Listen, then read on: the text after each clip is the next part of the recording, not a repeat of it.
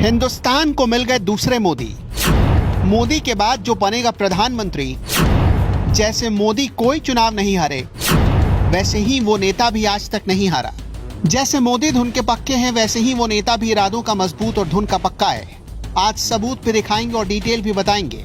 मोदी के जैसे सितारे हैं, ठीक वैसे ही उस नेता के सितारे भी बुलंदी पर हैं। उस नेता का नाम है योगी आदित्यनाथ। रुकिए, अभी सबूत बाकी हैं। इतिहास गवाह है कि योगी को जब भी जहां भी जिम्मेदारी मिली, वहां बीजेपी की झोली में जीत आ गई।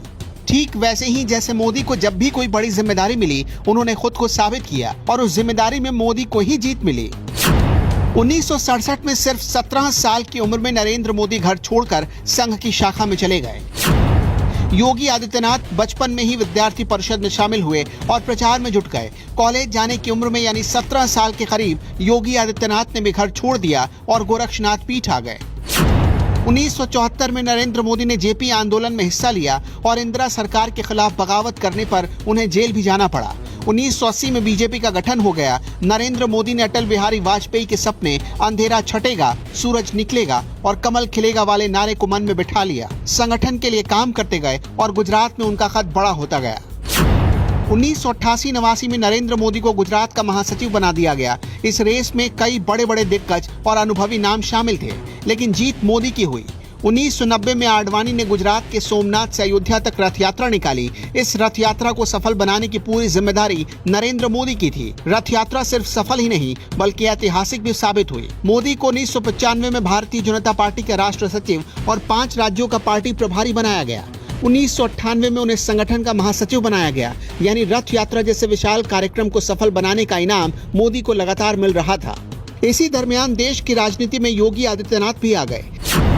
साल 1999 में योगी आदित्यनाथ को अपने गुरु अवैधनाथ की गद्दी विरासत में मिली। अवैधनाथ के बारे में एक बात बहुत मशहूर है। वो कहा करते थे कि मुसलमान उन्हें कभी वोट ना दे और अगर कोई देता है तो पहले उस वोट को गंगा जल से धोकर पवित्र कर ले।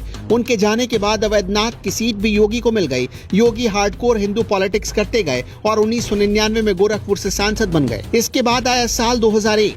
गुजरात में भूकंप से मची तबाही के बीच केशुभाई पटेल की कुर्सी यानी मुख्यमंत्री की कुर्सी नरेंद्र मोदी के पास आ गई। 3 अक्टूबर 2001 को मोदी का राज तिलक हो गया। नरेंद्र मोदी मुख्यमंत्री तो बन गए और यही नरेंद्र मोदी को पहली बार डायरेक्ट चुनाव फेस करना पड़ा।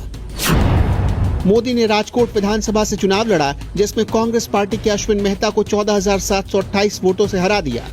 2002 में नरेंद्र मोदी की छवि पर हजारों दाग लगे। मोदी ने मुंह से इसका जवाब नहीं दिया। जिन लोगों को लगता था कि मोदी खत्म हो गए, उन लोगों को मोदी अगले विधानसभा चुनाव में वोट की चोट से बता चुके थे कि वो गलत और मोदी सही हैं। 2002 के विधानसभा चुनाव हुए मोदी की अगुवाई में और मोदी के नाम पर बीजेपी ने गुजरात चुनाव लड़ा और जीत गई। इस बार नरेंद्र मोदी राजकोट की जगह मणिनगर सीट से लड़ने उतरे। कांग्रेस के दिग्गज यतीन ओझा को हराकर जीत गए। 2007 से इसी मणिनगर सीट से कांग्रेस नेता गणेशा पटेल को हराकर मोदी फिर जीत गए। 2012 में आईपीएस संजीव भट्ट की पत्नी को मणिनगर सीट से चुनाव लड़वाया गया, लेकिन तब भी जीत मोदी की ही हुई।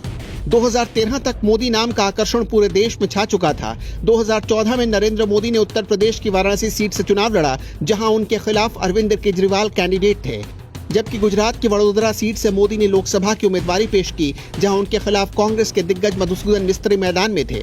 नरेंद्र मोदी दोनों सीटों पर बम्पर वोटों से चुनाव जीत गए। इधर योगी भी लगातार चुनाव जीतने का रिकॉर्ड बना रहे थे।